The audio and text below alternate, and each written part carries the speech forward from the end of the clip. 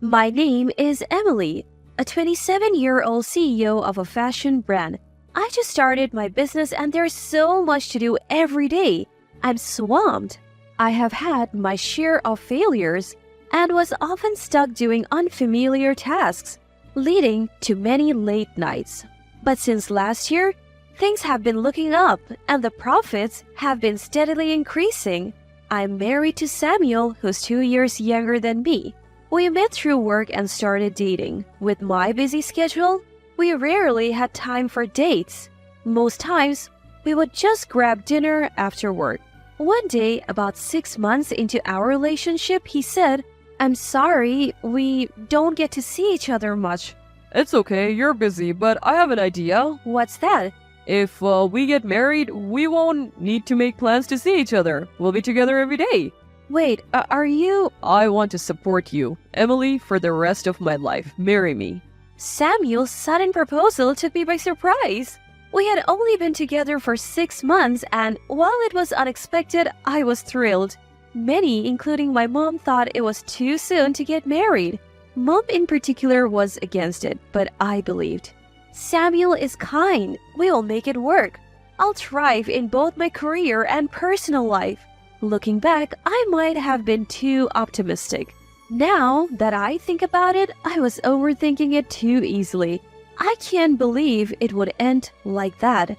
At first, Samuel was incredibly supportive. He would always check in on me, especially on my hectic days. When things weren't going well at work, he would say, You got this, Emily. I'm rooting for you. "Thanks." I'll support you in any way I can. There were times when he would call out to me and encourage me. He would even cook dinner for me when I worked late, but this honeymoon phase didn't last long. Soon, we started bickering over small things. "Don't leave your laundry around. Okay. If you eat, wash your dishes." You're the wife. You should do it. "What?" His tone had changed and it caught me off guard. "I work late, so it would help if you cleaned up." Don't use work as an excuse. It's a wife's job to do the chores. "I'm sorry." I realized I had been relying too much on Samuel and neglecting our home. He's working too, and he must be tired. I realized that I had built up a lot of dissatisfaction and I reflected on it. I decided to step up and share the household responsibilities. But Samuel gradually stopped helping and started complaining. Pasta again? "It's quick to make." It's undercooked and bland. Can't you make something else? "I'm sorry, I didn't have time." You need to expand your cooking repertoire. On bad days, he would glance at the dinner and decide to eat out. Did you clean my room? "No, I didn't get to it." Oh, clean it up. "You can clean your own room." You call yourself a wife? His complaints grew more frequent. "I'm busy with work too. Cut me some slack." When I finally spoke up, he snapped. What? You can't even handle basic chores? And you think you can run a business? He suddenly started yelling loudly and threw a cushion next to me at me. When I got scared and didn't say anything in response, he started to yell at me. You're trying to be bossy and say you're busy just because you're the president, but I'm also working.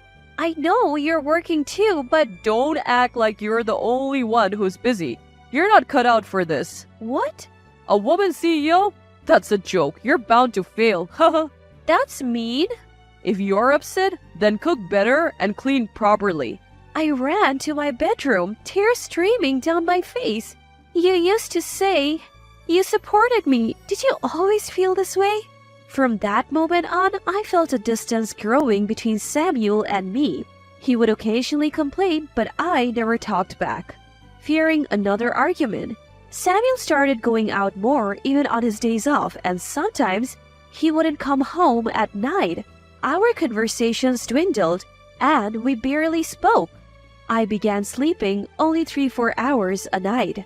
I would head to work early in the morning and come home late, cleaning, doing laundry, and preparing meals for the next day. This exhausting routine took a toll on me both physically and mentally. Hey, how long are you going to sleep? I was jolted awake by Samuel's voice. In a panic, I checked the time. I was running late. It seemed I had fallen asleep on the sofa the previous night. Oh no, I'm going to be late. What about breakfast? Can't you do that yourself for once? In my rush, I accidentally let my true feelings slip. You make it. It's your fault for oversleeping. I started yelling, but I really have to go. As I headed for the door, he grabbed my arm tightly. Ouch! He yanked me back, pushing me onto the sofa. What are you doing? You think I can go to work hungry? I was terrified by Samuel's aggressive behavior. Fearing he might get even more violent, I decided to make breakfast quickly after informing my colleagues I would be late. Samuel ate the freshly made meal in silence. As I tried to leave quietly, he suddenly threw his plate on the floor. This tastes awful. The plate shattered and the food scattered everywhere. I'm not an animal. Don't feed me this garbage. Terrified, I ran out of the house. I was scared to go home that day. I wondered if I could ever have a peaceful life with Samuel. Lately, due to the stress at home, I found myself dozing off during meetings, and it started affecting my work. When I came home after working late, Samuel was still awake. Welcome back. That's what he said. He rarely greeted me like this. The mess from the morning was cleaned up and the broken plate was gone. It felt eerie, as if nothing had happened. I finished my chores as usual and Samuel brought me a cup of coffee. How was work? Thanks, it's going okay. I was taken aback by Samuel's sudden kindness. We're doing better, profits are stabilizing. That's good. Keep it up. I'm going to bed. Maybe he felt remorseful about the morning and was trying to be nice. That's all I thought about it at that time. But the next month, I noticed something odd. Can I ask you something? What? Your paycheck was really low this month. Did something happen? I changed jobs. What do you mean? You're earning well, so it's not a problem, right? Well, we're managing, but when my income became stable, Samuel quit his job on a whim and started working part-time. He was hardly committed, often skipping work. He also began bar hopping till the early hours. His sudden kindness was not out of remorse, but to check on my earnings. I couldn't hold back my anger anymore. I can't bear to live without working, playing with other people's money and not helping out with the housework. What's your deal? What? You quit your job without discussing it and you're out drinking every night? Isn't that strange? So what? You're the one earning. But you're spending my money on drinks more than our living expenses. Then earn more. Haha. What do you think you're doing? You're so annoying. Are you cheating on me? What? Why would you think that? I can tell, even if you hide it. Do you have any proof? I had a gut feeling something was off, even though I didn't have concrete evidence. For instance, he would come home smelling of perfume or suddenly dress up more stylishly. I might not have proof, but I can sense these things. Is that your woman's intuition? Oh. Yes, stop cheating and get a proper job. Shut up. With that, Samuel slapped me hard across the face. Ouch! I fell backward, landing on my behind. The pain stung and tears welled up in my eyes. Just work and keep your nose out of my business. I was in shock and couldn't move for a while. He continued to shout at me. You probably got cheated on because you're not attractive enough. I couldn't believe Samuel was capable of this. I couldn't confide in anyone about Samuel.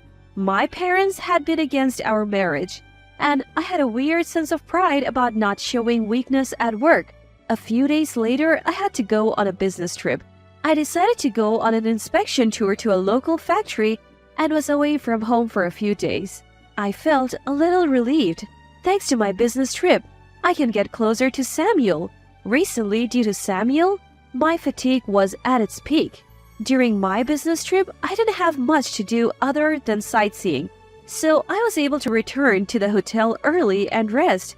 I got to relax at a spa resort nearby, enjoying delicious meals and felt rejuvenated.